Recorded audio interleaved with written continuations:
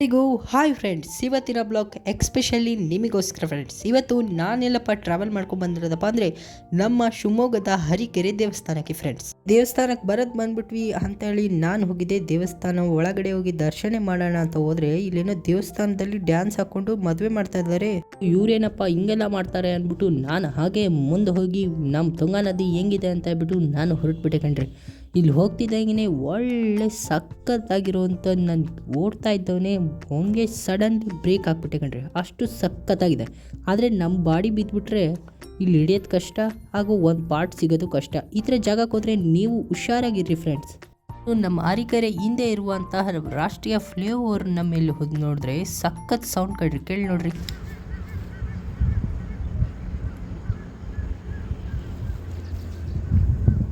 ಈ ಸೌಂಡು ಎಷ್ಟು ವಿಶಾಲವಾದ ವಾತಾವರಣದಲ್ಲಿ ಬಂದಂಗಿದೆ ಅಲ್ಲ ಫ್ರೆಂಡ್ಸ್.